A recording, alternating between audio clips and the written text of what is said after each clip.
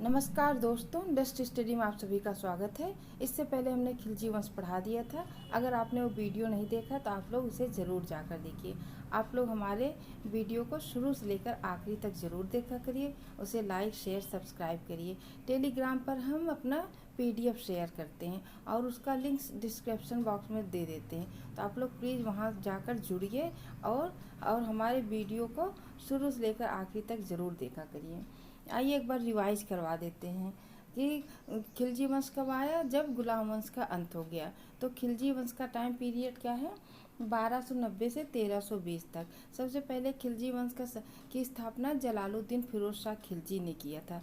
ये जब गुलाम वंश थे, बलबन के टाइम में ही सेना में भर्ती हो गए थे और इनकी महत्वाकांक्षा इतनी ऊंची थी कि ये सुल्तान बने।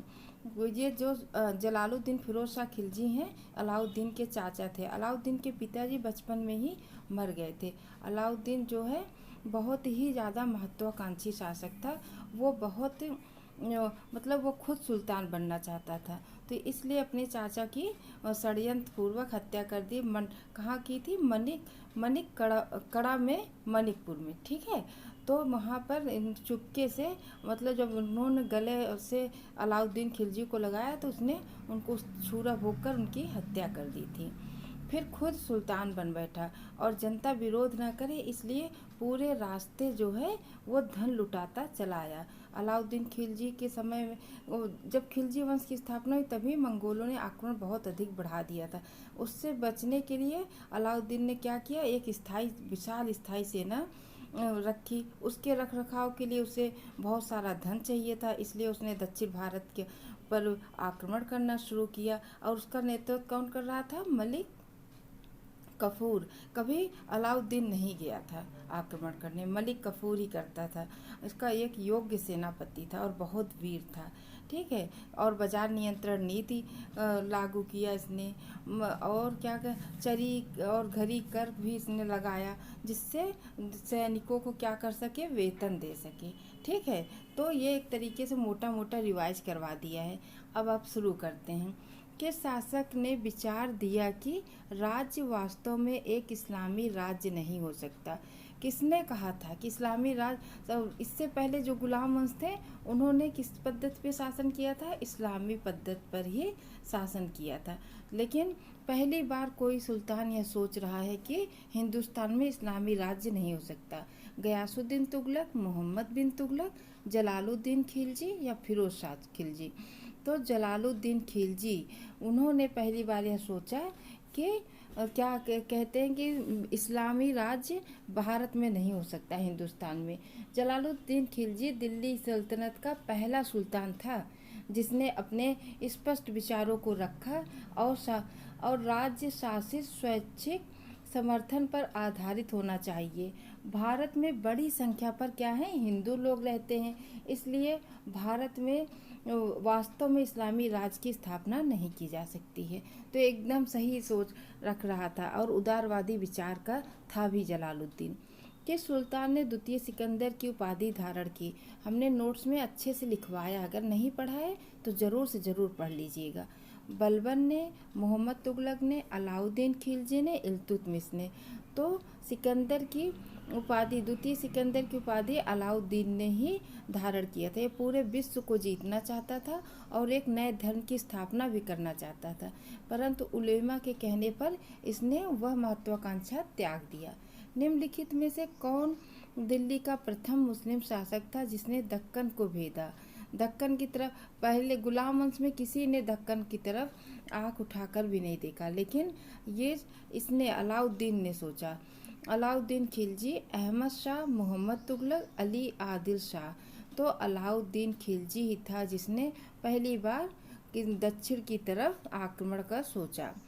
जलालुद्दीन का अलाउद्दीन का दक्षिण भारत पर पहली बार कब आक्रमण किया था? तो अलाउद्दीन ने दक्षिण भारत पर पहली बार 1306 में किया, 1299 में किया या 1296, 1309। तो 1296 में इन्होंने दक्षिण भारत पर पहली बार आक्रमण किया। और वो किस पर किया था इन्होंने सबसे पहली बार? देवगिरी पर। ठीक है। वहाँ के शासक कौन थे? रामचंद्र देव। और हर जगह सेनापति कौन रहा? मलिक कफूर। ठीक है।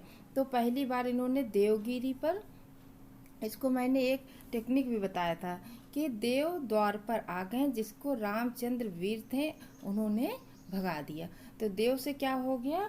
देव से देवगिरी हो गया, द से देवगिरी, वा से वारंगल, और द्वार पर आ गए, द से द्वार समुद्र, और उससे अपा से पांडय। ठीक।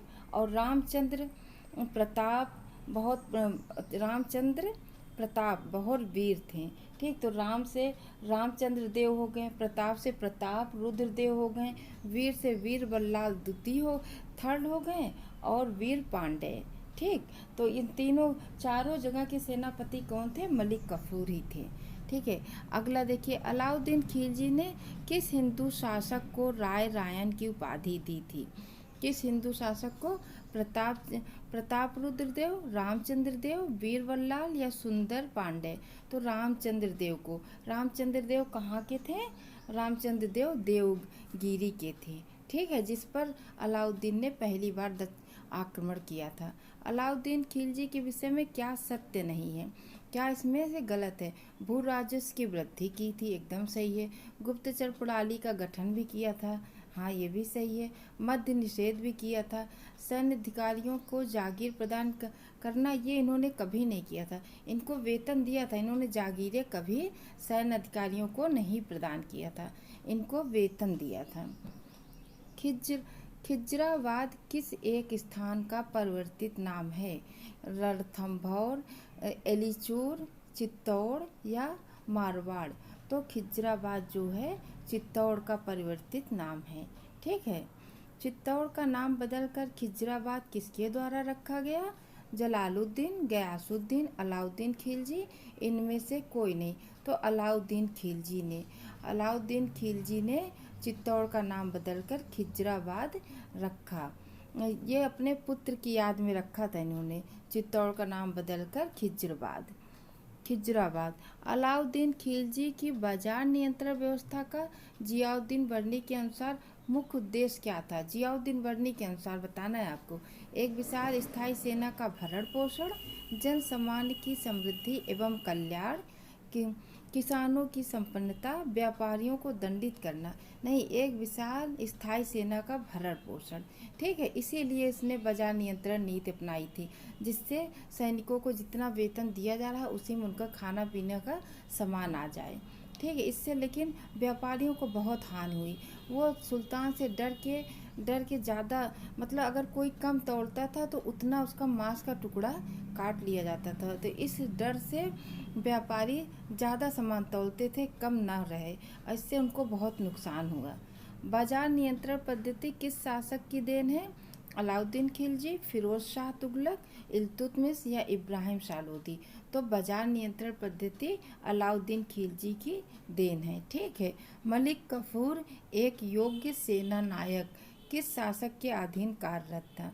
मलिक कफूर एक योग्य सेना नायक था और किसके अधीन था? जलालुद्दीन खिलजी, मोहम्मद बिन तुगलक, अलाउद्दीन खिलजी, फिरोज शाह तुगलक? तो अलाउद्दीन खिलजी का योग्य सेना नायक था, वो बहुत ही ज़्यादा योग्य था। हमारे हिसाब से तो ये कहा जाएगा अगर दक्षिण भारत को किसी ने विजय किया तो मलिक कफूर, क्योंकि अलाउद्दीन सुल्तान थे इसलिए उनका नाम लिया जाता है, लेकिन पूरा श्रेय हमारे हिसाब से मलिक कफूर को जाना चाहिए। और ये 12वां देखिए, मुझे नहीं मालूम क्या कानून है या क्या गैर कानूनी। ठीक है। मैं राज्य की आवश्यकता अनुसार कानून बनाता हूँ। यह कौन कह रहा है? यह अलाउद्दीन खिलजी कह रहा। उसने कभी खलीफाओं को महत्व नहीं दिया। वो वही कार्य करता था जो उस समय शासक जब सुल्तान था उस समय जो उचित था वही काम करता था। तो बलबन ने कहा, अलाउद्दीन खिलजी ने कहा, फिरोज तुगलक कहा, रजिया सुल्तान। अलाउद्दीन खिलजी ने कहा कि मुझे नहीं मालूम कि क्या है ना, गैर कानूनी क्या है, कानूनी क्या है। और मैं राज्य की आवश्यकताओं के अनुसार ही कानून बनाता हूँ। मतलब उसमें जो आवश्यकता होती है उसी अनुसार ये अलाउद्दीन कार्य करता था, न तो खलीफाओं की इजाज़त लेता था। ये बहुत ही महत्वाकांक्षी सुल्तान था, इसलिए इसकी नीति भी बहुत अच्छी थी। निम्न में से कौन अधिकारी अलाउद्दीन के बाजार नियंत्रण से संबंधित नहीं है? कौन अधिकारी बाजार नियंत्रण से संबंधित नहीं है? नहीं पे ज़रूर ध्यान दीजिएगा। दीवाने रियासत, वरीद मंडी, शहनाए मंडी, दरोगाए मंडी। दीवाने रियासत भी है, वरीद मंडी भी है, शहनाए मंडी है। इसको भी हमने टेक्निक से याद करवाया था आप लोग को। दरोगाए मंडी नहीं है, इनके बाजार नियंत्रण के अधीन यही नहीं है दरोगाए मंडी। अलाउद्दीन खिलजी के बाजार नियंत्रण व्यवस्था का प्रभारी अधिकारी कौन था? बाजार नियंत्रण का प्रभारी अधिकारी कौन था? तो कौन था? शहनाए मंडी। जो प्रभारी अधिकारी होता है उसे शहनाए मंडी कहते हैं। अमीर को ही जो है इसको मोहम्मद बिन तुगलक ने चलाया था। ठीक है, कृषि से संबंधित है, अगले उसमें हम पढ़ाएंगे जब तुगलक वंश पढ़ाएंगे। किस दिल्ली सुल्तान ने घोड़ों को दागने की प्रथा प्रारंभ की थी? ये भ्रष्टाचार से बचने के लिए ये बहुत ही अच्छी व्यवस्था थी कि अगर घोड़े दागे जाएंगे तो उनको बदला नहीं जा सकता। इसलिए किसने शुरू की थी यह प्रथा? इल्तुतमिश ने, बलबन ने, अलाउद्दीन खिलजी ने, फिरोज शाह तुगलक ने। अलाउद्दीन खिलजी ने घोड़े को दागने की प्रथा और हुलिया जमा करने, मतलब जो सैनिक है उनका हुलिया वो कर दिया जाता था, मतलब देख लिया जाता था और ठप्पा घोड़े को दागा जाता था और सैनिकों का हुलिया स्थापित किया जाता था, जिससे ना तो सैनिक बदले जा सके और ना ही घोड़े। मतलब पता चला कि सेना के अच्छे घोड़े ले जाकर बेच दो और ऐसे ही खराब से घोड़े ले आओ। तो इस भ्रष्टाचार को रोकने के लिए इन्होंने घोड़े को दागने की प्रथा प्रारंभ की। हमारे हिसाब से समझ में आया होगा। आप लोग हमारे वीडियो को ज़रूर से ज़रूर देखा करिए, लाइक शेयर सब्सक्राइब करिए। और आप लोग जो भी पेपर देने जा रहे हैं उसमें आपको क्वेश्चन देखने को ज़रूर मिलेगा। आज के लिए इतना ही, धन्यवाद। अगली वीडियो में फिर मिलेंगे।